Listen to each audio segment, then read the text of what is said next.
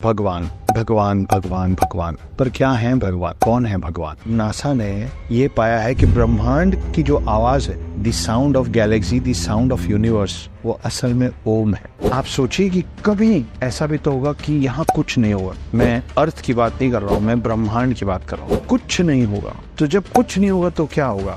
ऐसी कितनी गैलेक्सीज हैं और कितने यूनिवर्सेस हैं, हमको नहीं मालूम। कि ज्ञान की एक सीमा है, कहीं ना कहीं आके ज्ञान रुक जाता है। गूगल को भी अज्ञानी बोला जा सकता है, क्योंकि गूगल के पास भी सारा ज्ञान नहीं है। अभी गूगल भी सीख रहा है। चिरंजीवी का मतलब होता है इमॉर्टल, जो कभी ना मरे। मगर दीर्घायु का मतलब इमॉर्टल नहीं होता है। दीर्घायु का मतलब होता है लॉन्ग लाइफ। क्या क्या चीजें हैं उस मूर्ति में जो हमको कुछ न कुछ दर्शा रही हैं, कुछ न कुछ सिखा रही है। 4 भुजाएं हैं शिव जी की। चारों हाथ क्या कर रहे हैं? 4 भुजा हैं क्यों? हम गंगा को मैया बोलते हैं, अग्नि देव है, वायु देव है, जल देव है, लेकिन वो देवों का देव महादेव जो इन सारे देवों को अपने हिसाब से चला पाए, कंट्रोल कर पाए, अपने वश में रख पाए, वो होता है भगवान। सतयुग, त्रेता युग, द्वापर युग, कलयुग और फिर सतयुग। हमारा मानना है कि समय काल चक्र जो है वो कभी खत्म नहीं होता है, वो चलता रहता है। हर बार कलयुग के खत्म होने के बाद सतयुग फिर से शुरू होता है। मोक्ष अगर आपको चाहिए तो आपको मोह से अपने धागे काटने पड़ेंगे। मोह और मोक्ष विरोधाभासी। विनाश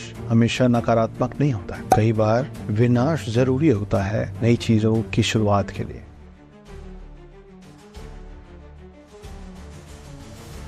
सभी को मेरा प्रणाम। मेरा नाम है उर्मिला पुत्र अक्षर Gupta. I am a full time house husband, part time author, screen writer, poet and lyricist. बचपन से हम लोगों ने एक शब्द सुना हुआ है, भगवान भगवान भगवान भगवान। पर क्या है भगवान? कौन है भगवान? भगवान की परिभाषा क्या होती है? एक शब्द मात्र है या उससे कुछ ज्यादा? भ से भूमि, ग से गगन, व से वायु, व में आ की मात्रा, अ से अग्नि और न से है नीर, मतलब होता है पानी। तो जो भी शक्ति इन 5 तत्वों को साध सके, जो भी शक्ति इन 5 तत्वों को अपने काबू में ला सके, वो होते हैं भगवान। और फर्क है भगवानों में और देवों में। अग्नि देव है, जल देव है, वायु देव है, भगवान नहीं। तो फिर भगवान कौन है? ब्रह्मा, विष्णु और महेश। और उसमें भी इन सारे देव जो हैं, जिनका मैं अभी नाम ले रहा था, अग्नि देव, वायु देव, जल देव, इन सब देवों का देव कौन है? कौन है जो इन सारे देवों को अपने वश में कर सकता है या उनके हिसाब से सब कुछ चलता है? वो है देवों के देव महादेव। कौन है महादेव? शिव।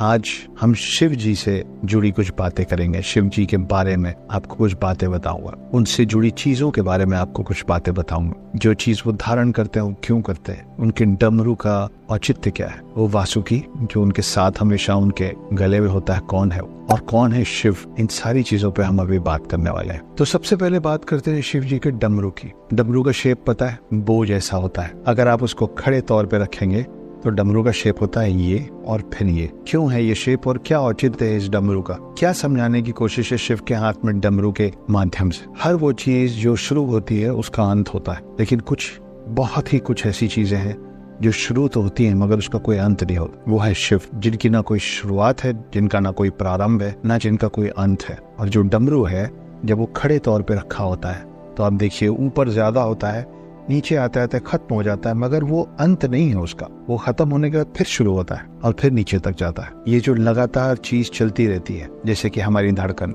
लयबद्ध है, यूं ही नहीं है। धड़कन में एक लय है, वो लय है वो डमरू की आवाज। हर वो चीज जिसमें जीवन है वो प्रतीक है उस डमरू का। तो हर वो चीज जो शुरू होती है वो खत्म होती है, मगर ये वो चीज है जो खत्म होके नीचे फिर शुरू हो जाती है। तो शुरू होके खत्म होना और खत्म होके शुरू होना, ये जो लगातार निरंतर न खत्म करने वाली प्रक्रिया है, वो दर्शाता है शिव जी के हाथ का वो डमरू। इसलिए ऐसे बजता है। तो एक बार इधर से बजता है, फिर एक बार इधर से बजता है। क्यों? क्योंकि सृष्टि शुरू होती है फिर खत्म होती है, फिर शुरू होती है फिर खत्म होती है। डमरू को अब आप सीधे के तौर पे मोड़ के रखिए, जैसा आम तौर पे शिव जी के हाथ में होता है। मेरी उंगलियों को देखिए और ये प्रतीक है 4 युगों का, सतयुग, त्रेता युग, द्वापर युग, कलयुग और वापस सतयुग। ये जो शेप बना है डमरू का, अगर आप पन्ने पे इसी शेप पे बहुत तेजी से पेन या पेंसिल चलाते जाएंगे तो आपको पता भी नहीं चलेगा कि कब ये शेप पेन से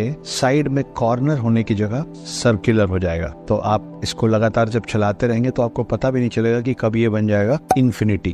क्या होता है इन्फिनिटी? जिसका ना कोई प्रारंभ है ना कोई अंत है, जो कभी खत्म नहीं होता है, वो होता है इन्फिनिटी। डमरू भी वैसे ही इन्फिनिटी। तो ये 2 प्रतीक हैं, ये 2 औचित्य है कि शिव जी के हाथ में डमरू क्या दर्शाता है और हमको क्या समझाने की कोशिश करता है। डमरू ऊर्जा और ब्रह्मांड का भी प्रतीक है। जैसे कोई भी ऊर्जा पहले कहीं से ऊपर उठती है और उसके बाद फिर वापस ढह जाती, वैसे ही डमरू का शेप है। जैसे ब्रह्मांड लगातार फैल रहा है, डमरू के शेप पे भी आप देखिए ऊपर चौड़ा है, मतलब ऊर्जा ऊपर उठी, मगर ये जब ऊर्जा नीचे जाती है तो वो ढह के खत्म नहीं होती, वो नीचे से फिर फैलना शुरू करती है। जैसे कि ब्रह्मांड, जिसके लिए माना जाता है कि ब्रह्मांड लगातार फैलता ही जा रहा है, तो डमरू वैसे ही है कि आप ये समझ लीजिए कि बीच में एक शून्य है और दोनों तरफ ब्रह्मांड फैल रहा है। तो ये भी डमरू को देखने का एक नया तरीका हो सकता है। अब आ जाते हैं सर्प पे। शिव जी का सर्प वासुकी। पुराणों में जो सर्प शिव जी के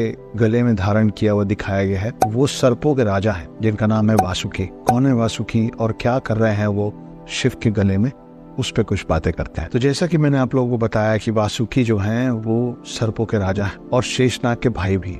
शेषनाग कौन है? जिन पे विष्णु, 3 भगवानों में से एक विष्णु जिन पे विराजमान है, वो है शेषनाग। शिव जी जब, जिनको डिस्ट्रॉयर बोला गया है, ये 3 कौन कौन है? Brahma the creator, Vishnu the preserver और शिवा द डिस्ट्रॉयर। शिव जी जब तांडव करते हैं और उनका तीसरा नेत्र खुलता है और प्रलय आता है, सब कुछ खत्म हो जाता है, तो चंद चीजें, चंद जीवन शेष बच जाता है। उसमें जो सर्प शेष बच जाता है, द स्नेक रिमेनिंग, वो कहलाता है शेषनाग, जिसपे विराजमान है विष्णु। तो शेषनाग और वासुकी, वासुकी जो शिव के गले में है, ये दोनों भाई हैं। और गरुण कौन है? गरुण देव जो है, जिन पे विष्णु जी विराजमान होते हैं, विष्णु जी का वाहन, वो सारे सर्पों का कजन ब्रदर है। बस सोचा आपको अलग से बता दूं। पर वापस आते हैं वासुकी पे। तो ये जो घातक सर्प को धारण करना शिव जी के साथ दिखाया गया है, वो ये दर्शाता है कि वो समय और मृत्यु से स्वतंत्र है। ऐसा माना जाता है कि एक बार जब सर्पों की प्रजाति पर खतरा मंडराने लग गया, तो शिव जी ने उन्हें आश्रय दिया और तब से वासुकी को आभूषण की तरह पहनते हैं। शिव के गले का सांप कुंडलिनी का भी सूचक है, जो कि हमारे भीतर होता है सुप्त अवस्था में। ये सारी जो बातें मैंने आपको बताई वासुकी से रिलेटेड, वो सब हमारे अंदर है, क्योंकि शिव भी हमारे अंदर है। तो चाहे हम बात करें उस सूचक की जिसे कुंडलिनी कहते हैं, या इस बात की कि उन्हें आभूषण के तौर पे वो क्यों ग्रहण करते हैं। वासुकी को काल का नाम भी दिया गया है, क्योंकि आपका भी समय कभी अच्छा कभी बुरा बदलता रहता है। जैसा भी हो, चलते रहिए। भगवान शिव का जो त्रिशूल है, वो अपने आप में भी ब्रह्मा, विष्णु और महेश तीनों को दर्शाता है। क्यों कह रहा हूँ ऐसे, क्या मतलब हुआ इसका? ये जो त्रिशूल के 3 कांटे होते हैं, पहला है ब्रह्मा। क्यों? ब्रह्मांड बनाने वाले ब्रह्मा के मुंह से जो पहला शब्द निकला था, वो था ओम। और अब नासा ने ये पाया है कि ब्रह्मांड की जो आवाज है, the sound of Galaxy, the sound of universe, वो असल में ओम है। तो ब्रह्मा, ये माना जाता है कि उत्पन्न हुए हैं विष्णु जी से ही। और फिर आते हैं विष्णु, पालक, सृजनकर्ता, जो पूरी पृथ्वी को चला रहे। विष्णु जी भी शिव जी के त्रिशूल में एक कांटे का प्रतीक है, क्योंकि विष्णु जी के होने की वजह से ही ये पूरी पृथ्वी चल रही है। और ये पृथ्वी तब तक चल रही है जब तक त्रिशूल का तीसरा कांटा अपना काम न करे। स्वयं महेश, जिस दिन वो डिस्ट्रॉयर नटराज रूप में प्रलय लाएंगे, जब उनका त्रिनेत्र खुलेगा, तीसरी आंख खुलेगी और सब कुछ ध्वस्त हो जाए। पृथ्वी और सृष्टि के बनने से लेकर पृथ्वी और सृष्टि के चलने तक और उसके खत्म होते तक, वापस डमरू के शेप में खत्म होने तक और फिर से शुरू होने तक, सब कुछ एकमात्र शब्द है, वो है शिव।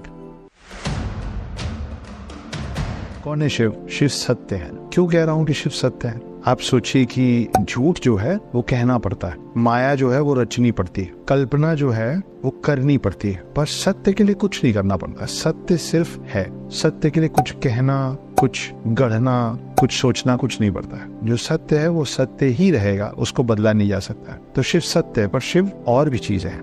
और क्या है शिव? शिव शून्य है। क्यों कह रहा हूँ कि शिव शून्य है? आप सोचिए कि हम भारत देश में रहते हैं। भारत देश जो है वो एशिया में है। एशिया जो है वो अर्थ में है। अर्थ प्लैनेट जो है वो सोलार सिस्टम में है। सोलार सिस्टम जो है वो गैलेक्सी में है। और गैलेक्सी जो है वो यूनिवर्स में है। ऐसी कितनी गैलेक्सीज हैं और कितने यूनिवर्सेस हैं, हमको नहीं मालूम। और माना जाता है कि ब्रह्मांड अभी भी फैल रहा है, मतलब और बड़ा हो रहा है। आप सोचिए कि कभी ऐसा भी तो होगा कि यहाँ कुछ नहीं होगा। मैं अर्थ की बात नहीं कर रहा हूँ, मैं ब्रह्मांड की बात कर रहा हूँ। कुछ नहीं होगा। तो जब कुछ नहीं होगा तो क्या होगा? शून्य होगा। एक समय रहा होगा जब कुछ नहीं रहा, और एक फिर समय आएगा आज से कई हजारों साल बाद, जब आप और मैं नहीं रहेंगे, जब सब कुछ खत्म हो जाएगा।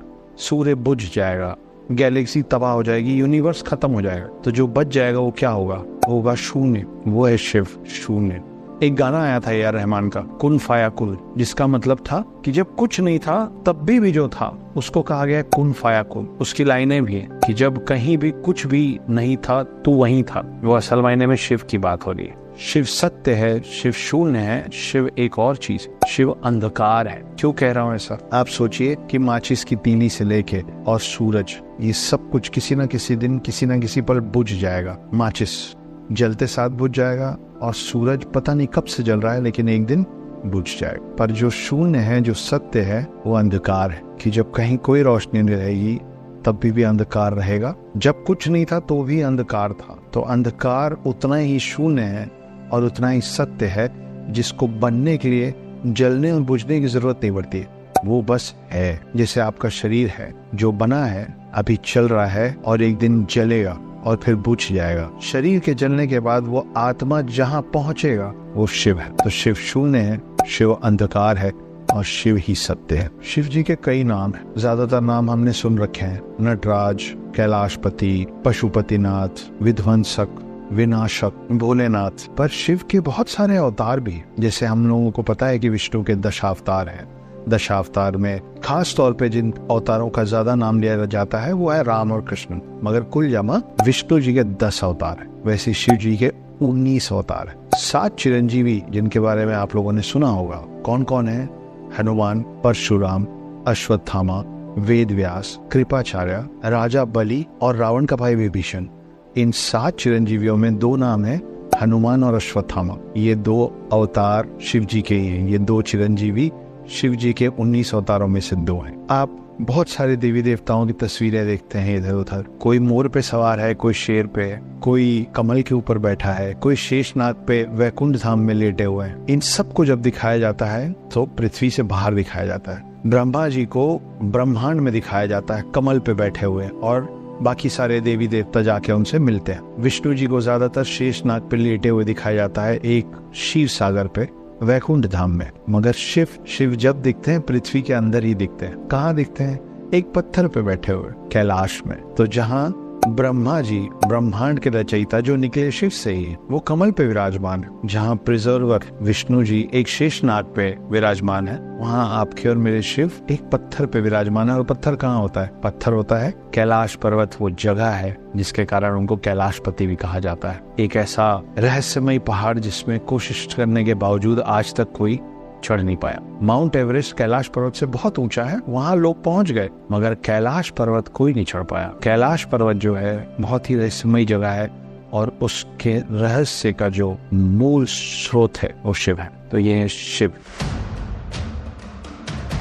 नटराज क्यों किया था तांडव नृत्य, और नटराज की जो मूर्ति आप और मैं देखते हैं उसके पीछे की कहानी, कौन क्या क्या चीजें हैं उस मूर्ति में जो हमको कुछ न कुछ दर्शा रही है, कुछ न कुछ सिखा रही है। 4 भुजाएं हैं शिव जी की, चारों हाथ कुछ न कुछ कर रहे हैं। क्या कर रहे हैं अभी बताऊंगा। शिव जी के नटराज वाले पोज में चारों तरफ आग लगी हुई है, सब जल रहा है। उनका एक पैर है जिसके नीचे एक बौना राक्षस दबा हुआ है जिसका नाम था अकस्मा, और दूसरा जो पैर है वो नृत्य मुद्रा में। चारों हाथ क्या कर रहे हैं? और 4 भुजा हैं क्यों? एक भुजा में है डमरू, डमरू प्रतीक है सृजन का। दूसरे हाथ में है अग्नि, अग्नि प्रतीक है भस्म कर देने का, अग्नि प्रतीक है विनाश का। और सृजन और विनाश दोनों के विरोधाभासी है। शिव ये बताने की कोशिश कर रहे हैं कि हर चीज की सृजन करता भी वही है और विनाशक तो वो है, तो वही बना रहे हैं और वही बिगाड़ रहे हैं। शिव जी का जो तीसरा हाथ है वो आशीर्वाद की मुद्रा में, ये समझाने के लिए कि अगर आप शिव जी पे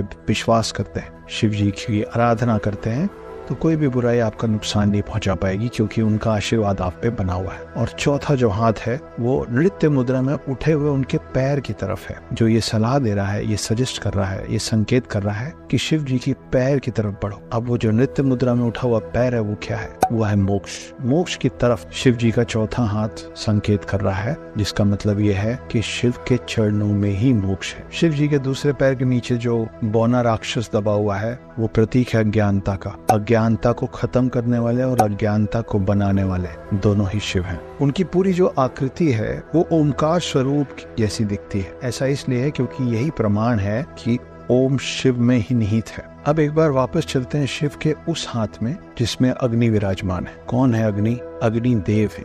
मैं आपको पहले भी बता चुका हूँ कि भगवान और देव अलग अलग चीजें हैं। कैसे अलग है? शिव जिसके एक हाथ में अग्नि है, जिसकी जटाओं से बहता हुआ पानी जो है, नीर जो है, जिसे गंगा कहते हैं, ये सब अलग अलग देव और देवी है। हम गंगा को मैया बोलते हैं, अग्नि देव है, वायु देव है, जल देव है, लेकिन वो देवों का देव महादेव जो इन सारे देवों को अपने हिसाब से चला पाए, कंट्रोल कर पाए, अपने वश में रख पाए, वो होता है भगवान। जो भूमि, गगन, वायु, अग्नि और नीर, भगवान सबको कंट्रोल कर सके, वो है शिव। तो शिव जी के एक हाथ में अग्नि है, जो इस बात को दर्शाती है कि हर कुछ जो इस पूरे ब्रह्मांड में है उसको भस्म करने की क्षमता अगर किसी में है तो वो है शिव। शिव जी के एक हाथ में डमरू है। मैंने आपको डमरू के बारे में भी बहुत कुछ बातें बताई थी दूसरे वीडियो में, शॉर्ट में फिर से बता देता हूँ। डमरू ऐसे डुग डुग डुग डुग बजता है। उसका शेप आपको पता है, वो शेप है सतयुग, त्रेता युग, द्वापर युग, कलयुग और फिर सतयुग। हमारा मानना है कि समय काल चक्र जो है वो कभी खत्म नहीं होता है, वो चलता रहता है। हर बार कलयुग के खत्म होने के बाद सतयुग फिर से शुरू होता है। जब ये लगातार आप इस उंगली को घुमाते रहते हैं तो ये साइन बन जाता है इन्फिनिटी का। इन्फिनिटी मतलब अनंत, जिसका कोई अंत नहीं, जिसका कोई समाप्त नहीं, जिसका कोई प्रारंभ नहीं, और ये सब है शिव। समय जो है, वक्त जो है, वो शिव जी के एक हाथ में है, डमरू के स्वरूप में, जिसमें चारों युग है, पूरा ब्रह्मांड है, ब्रह्मांड का फैलना और सिकुड़ना है, बनना और खत्म होना है, सूर्य है अग्निदेव के प्रतीक के तौर पे। ये सब कुछ जो एकमात्र शक्ति कंट्रोल करती है, उस शक्ति का नाम है शिव। जैसा कि मैंने आप लोगों को बताया कि उनके चारों तरफ अग्नि का एक घेरा है, वो है ब्रह्मांड, वो प्रतीक है ब्रह्मांड का, क्योंकि नटराज की मूर्ति में चारों तरफ अग्नि है और बीच में है शिव। तो वो अग्नि जो है वो ब्रह्मांड का प्रतीक है, और ब्रह्मांड का जो सोल है, ब्रह्मांड की जो आत्मा है, ब्रह्मांड का जो सेंटर पॉइंट है, वो है शिव। तो ये है नटराज मूर्ति जो हम लोग बचपन से देख रहे हैं, उसके पीछे की पूरी कहानी। हमने नटराज रूप की बात की और तांडव की बात की। तांडव नृत्य जो है शिव जी का, वो असल में भरतनाट्यम। तो भरतनाट्यम के फॉर्म में जो तांडव नृत्य किया था शिव जी ने, उसी रूप को नटराज रूप बोला गया है। आप लोगों को पता है शिव जी की एक बहन भी रही। तो हुआ ये कि जब कैलाश पर्वत में शिव जी के साथ पार्वती जी जाके रहने लग गई थी, एक समय ऐसा आया जब पार्वती जी को बहुत ज्यादा अकेलापन लगता था, और शिव जी को पार्वती जी ने जिद की कि मुझे एक नंदन चाहिए, और शिव जी ने अपनी माया से अपने लिए एक बहन और पार्वती जी के लिए एक नंद तैयार की, और उनकी उस बहन का नाम पड़ा अमावरी। तो शिव जी की एक बहन है जिनका नाम है अमावरी। तांडव नृत्य करने के बाद ऋषि संकादी के लिए शिव जी ने 14 बार डमरू बजाया था। वो जो 14 बार डमरू बजाया गया था, वही बाद में संस्कृत के व्याकरण बने। तो जो 14 व्याकरण है संस्कृत के, वो शिव जी के 14 बार डमरू बजाने से बने थे, जो कि उन्होंने बजाया था ठीक अपने तांडव करने के बाद। केतकी का फूल शिव जी को नहीं चढ़ाया जाता है। आमतौर पे माना जाता है कि शिव जी के ऊपर आप कुछ भी चढ़ा सकते हैं, कि पसंदीदा चीजें हैं जैसे बेलपत्र, धतूरा, दूध, मगर फिर भी ये माना जाता है कि शिव जी को प्यार से चढ़ाने में सब कुछ ग्रहण कर लेते हैं वो, मगर उनको केतकी का फूल नहीं चढ़ाया जाता है, क्योंकि केतकी ने साथ दिया था ब्रह्मा जी के झूठ पे, जिसके कारण ब्रह्मा जी का एक सर काटना पड़ा। एक और बहुत अच्छी कहानी है राख की, भस्म की, एशेस की। तो एक ऋषि थे जिनका नाम था प्रनाद ऋषि, और वो लगे हुए थे अपनी पूजा पाठ में, अपनी तपस्या में, और वो जंगलों में रहते थे, और जंगलों में वो सिर्फ पत्ते और फल खा के रहते थे। कई साल बीत गए, वो तपस्या करते रहे और सिर्फ पत्तों पे और फल पे जीवित थे। एक दिन अपने आसपास की सफाई करते समय ऋषि प्रहलाद की उंगली कट गई, और जब उंगली कटी तो उसमें से खून की जगह फूलों का, पत्तियों का और फलों का रस निकला। और वो देख के वो इतना खुश हुए कि उन्होंने पूरे संसार में अनाउंस कर दिया कि I am the purest form, मैं सबसे शुद्ध हो गया हूँ, इतना शुद्ध हो गया हूँ कि मेरे अंदर अब सिर्फ रस है। जब ये बात शिव जी को पता चली तो शिव जी एक वृद्ध आदमी का अवतार लेके आए, उनसे वाद विवाद हुआ, और तब उनको समझाया गया कि जो सबसे प्योरेस्ट चीज है, जो सबसे प्योरेस्ट फॉर्म ऑफ एवरीथिंग है, वो राख है। हर वो चीज जो है वो कभी ना कभी भस्म हो जाएगी, और उससे जो राख निकलेगा उससे ज्यादा प्योर कुछ नहीं है। उन्होंने ये भी बताया कि इन पेड़ पौधों जिनको खा के आप ऐसे हुए हैं, उनको भी अगर जलाया जाएगा तो उनका भी जो प्योरेस्ट फॉर्म होगा, जो शुद्ध रूप होगा, वो आखिर में राख होगा। राख हर चीज का अंत भी। Ultimate destination, ultimate goal, ultimate form of our body, of everything that is alive राख हो जाएगा। तो उस दिन उनको समझ में आया कि उनसे भी जो प्योर है वो राख।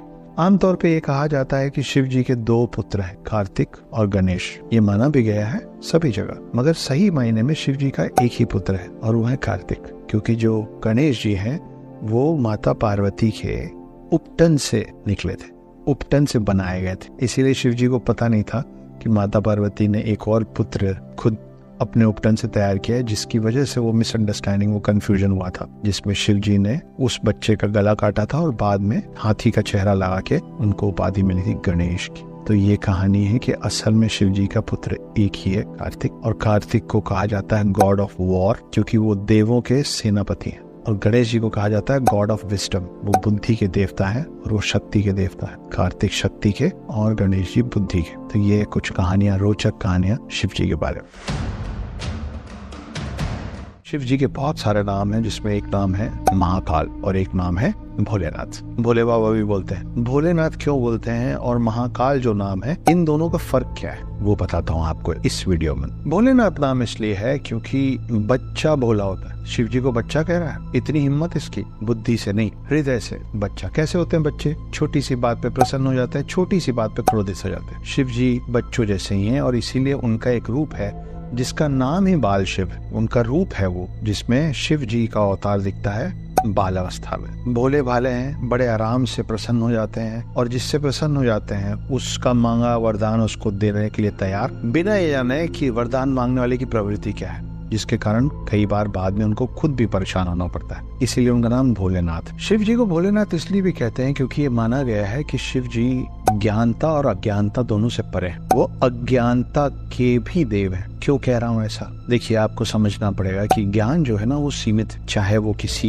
इंसान के अंदर हो या ब्रह्मांड के अंदर हो। ज्ञान की एक सीमा है, लेकिन अज्ञानता जो है ना वो असीमित है। जब मैं किसी को अज्ञान कह रहा हूँ, इसका ये मतलब नहीं है कि अज्ञान व्यक्ति जो है वो मूर्ख व्यक्ति। मूर्खता और अज्ञानता 2 अलग अलग शब्द हैं। जब मैं अज्ञानता की बात कर रहा हूँ, उसका ये मतलब है कि हर वो विद्या, हर वो रहस्य, हर वो भाषा, हर वो जगह, हर वो मानव जो किसी को भी ना पता हो, उस स्पेसिफिक टॉपिक के लिए, उस विषय के लिए, वो व्यक्ति अज्ञान है। मूर्ख नहीं, अज्ञान है। तो कोई भी व्यक्ति कितना भी सीख ले, जैसा कि मैंने कहा कि ज्ञान की एक सीमा है, कहीं ना कहीं आके ज्ञान रुक जाता है। गूगल को भी अज्ञानी बोला जा सकता है, क्योंकि गूगल के पास भी सारा ज्ञान नहीं है। अभी गूगल भी सीख रहा है, इंसान भी सीखता है और सीखते सीखते हम खत्म हो जाते हैं। लेकिन ज्ञान आता कहाँ से? अज्ञानता के भंडार में कोई डुबकी लगा ले तो चंद बूंद मिल जाती है ज्ञान की। तो ज्ञान छुपा कहाँ है? अज्ञानता में। जब आप शून्य रहते हैं, जब आप किसी गुरु के पास जाते हैं, तो आप अपने आप को खाली करके जाते हैं। आप कहते हैं कि मेरा घड़ा खाली। अगर घड़ा भरा रहेगा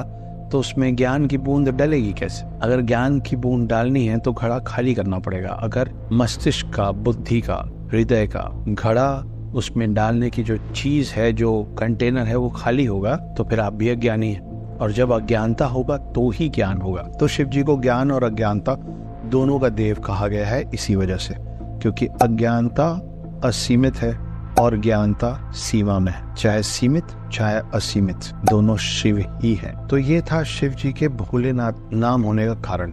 अब आ जाते हैं महाकाल पे। क्या है महाकाल? जिसका कोई प्रारंभ नहीं, ना जिसका कोई समाप्त है, बस एक शिव शब्द ही सब पर पर्याप्त। काल से परे है, इसलिए महाकाल कहलाते हैं। इसके पीछे 1-2 कहानियां भी हैं।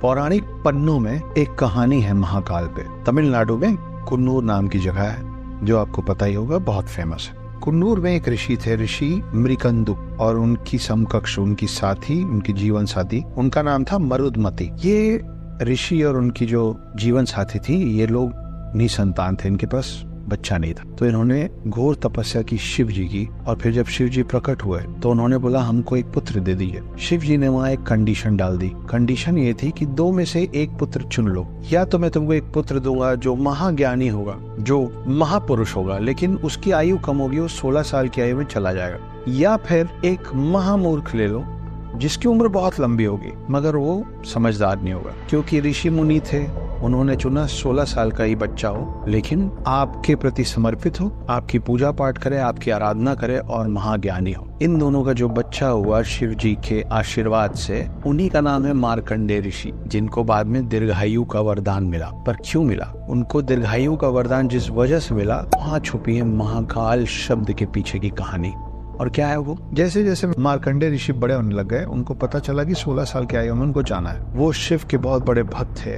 उन्होंने शिवलिंग को पकड़ के, अपने आप को शिवलिंग से लपेट के, उन्होंने शिव जी की तपस्या शुरू की। समय बीतता चला गया और उनकी आयु हो गई 16 साल। और तब आए यमराज मार्कंडेय ऋषि को लेने। यमराज से यहाँ एक गलती हो गई। जब उन्होंने मार्कंडेय ऋषि को अपने साथ ले जाने के लिए मृत्यु पाश फेंका, तो उनके साथ साथ वो मृत्यु पाश लिपट गया शिवलिंग पे भी, और जिसके कारण वही भोलेनाथ, जो बहुत जल्दी क्रोधित भी हो जाते और बहुत जल्दी प्रसन्न भी हो जाते, इस बार हो गए थे क्रोधित हुए तो क्या हुआ?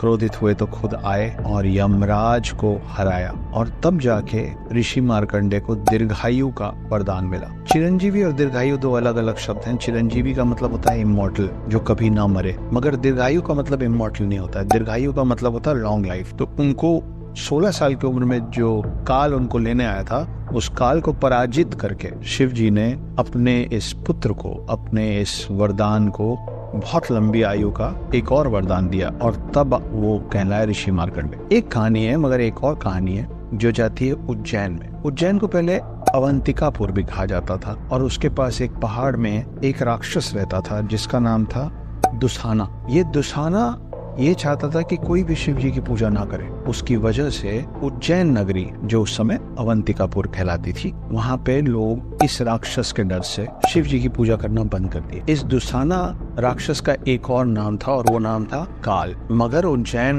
नगरी में एक ऐसा ब्राह्मण परिवार था जो डर को पीछे करके शिव जी की आराधना छोड़े नहीं वो लोग। और ये बात पता चली इस राक्षस को। राक्षस पहाड़ से उतरा और उज्जैन नगरी आया इस परिवार को मारने। ये इतने बड़े भक्त थे शिव जी के कि इनकी रक्षा में शिव जी खुद आए और काल को पराजित ही नहीं किया, काल का वध भी किया। इसीलिए महाकाल की नगरी कहा जाता है शिव जी, और वहां से भी ये नाम जुड़ता है महाकाल। तो अगली बार जब उज्जैन जाए तो इस कहानी को याद रखिएगा। तो ये था फर्क, ये थे कुछ रोचक पहलू भोलेनाथ और महाकाल के नामों के पीछे। हम शिव को तो सीख रहे हैं, लेकिन शिव से हम क्या सीख रहे हैं? कुछ चीजें हैं जो शिव की प्रतिमा, शिव के सारे अवतार और स्वयं शिव हमको समझाना चाहते हैं, सिखाना चाहते हैं। इस वीडियो में उन बातों पे बात करेंगे जो हमें शिव जी से जल्दी सीख लेना चाहिए। पहला, एकात्मता। एकात्मता मतलब वननेस। शिव जी ये समझाने की कोशिश कर रहे हैं इसे एक शब्द से कि हम लोग जाति, धर्म, पंथ और ये पूरा जो सामाजिक ताना बाना है, ढांचा है, जिसमें लोगों को अलग अलग तरीके से ट्रीट किया जाता है, इक्वालिटी से ट्रीट नहीं किया जाता है, इसको छोड़ना पड़ेगा। क्योंकि एक में ही सब है और सब में ही एक है। एक में जो सब है वो भी हम ही है, और हम में जो एक है वो शिव है। और क्या सीखते हैं हम शिव से? अभी हम नटराज मूर्ति की भी बात कर चुके हैं। नटराज मूर्ति में जो मैंने बताया कि निर्माता और विध्वंसक दोनों के प्रतीक है शिव। हर वो चीज जो सृष्टि में और ब्रह्मांड में बन रही है उन्हीं के आशीर्वाद से, और हर वो चीज जो भस्म हो जा रही है, खत्म हो जा रही है, मिट जा रही है, वो भी उन्हीं का किया धरा है। तो ये दोनों जो हैं वो वही है, और ये दोनों चीजें हमको अपने अंदर रखनी पड़ेगी। हमको निर्माता भी बने रहना पड़ेगा और विध्वंसक भी। निर्माता किन चीजों का? अच्छी आदतों का, अच्छे लोगों का, अच्छे संस्कारों का। और विध्वंसक बनना पड़ेगा अपनी ही बुरी आदतों का, अपने ही अंदर छिपे लालच, हर तरीके की और बुराई, द्वेष, क्रोध, इन सब का विध्वंस करना हमारा काम है। अच्छी आदतें और अच्छे समाज का निर्माण करना भी हमारा ही काम। शिव जी का तांडव रूप जो है, उस तांडव रूप से भी हम बहुत कुछ सीखते हैं। हम सीखते हैं कि अज्ञानता का विनाश और नव निर्माण दोनों हमारी ही जिम्मेदारी है अगर हम शिव को मानते हैं। हम सीखते हैं कि यह दर्शाता है कि विनाश हमेशा नकारात्मक नहीं होता है। कई बार विनाश जरूरी होता है नई चीजों की शुरुआत के लिए।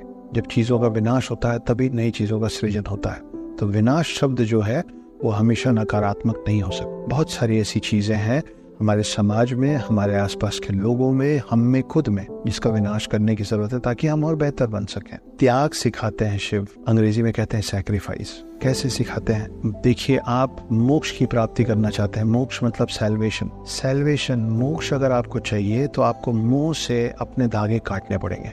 मोह और मोक्ष विरोधाभासी है, they are contradicting to each other. अगर आपको मोक्ष की प्राप्ति करनी है तो आपको सांसारिक मोह माया से अपने आप को परे करना पड़ेगा। इसीलिए आप शिव की कई प्रतिमा देखते हैं कि वो पहाड़ में बैठे हैं, सांसारिक जीवन से दूर, आंखें बंद करके मग्न अवस्था में। क्या कर रहे हैं वो सांसारिक मोह माया से परे रहने या एक एक करके अपने तार, अपने धागे काटने की बात। शिव हमको सिखाते हैं कि बैलेंस बहुत जरूरी है दो चीजों में, एक है स्ट्रेंथ और दूसरा है काइंडनेस। हिंदी में शब्द है उग्र करुणा। उग्र मतलब अग्रेसिव, उत्तेजित, करुणा मतलब काइंडनेस। ये दोनों शब्द एक साथ कैसे आ सकते? शिव है तो आ सकते। शिव कौन है? शिव वो भयंकर योद्धा है जो अगर युद्ध में उतरे तो सब कुछ भूल जाए, और वही शिव दयालु रक्षक भी है कि अगर आप उनकी आराधना में मदद मांगने आएंगे तो काल से भी लड़ने आएंगे आपके लिए। तो ये जो बैलेंस है, एक बहुत खूंखार, एक बहुत खतरनाक, एक बहुत भयंकर योद्धा, उसी समय एक दयालु भगवान होने का, जो भोलेनाथ भी है, ये है शिव। आदि योगी हैं, उनका आदि योगी रूप हमको सिखाने की कोशिश कर रहा है कि मन को किसी भी अवस्था में शांत रहना चाहिए। इसीलिए हमेशा से हमने सुना है कि कमान से निकला हुआ तीर और जबान से निकली हुई बात कभी वापस नहीं आती। कब होती है ये गलतियां? जब हम गुस्से में होते हैं, जब हम उत्तेजित होते हैं और जब हम अपने मन पे काबू रखना भूल जाते, हमारा काबू छूट जाता। तो शिव बताते हैं कि आदि योगी का जो रूप है वो हर परिस्थिति में एक समान रह सकता है, मन की शांति रख सकता है। और क्या सिखाते हैं शिव? शिव सिखाते हैं समता,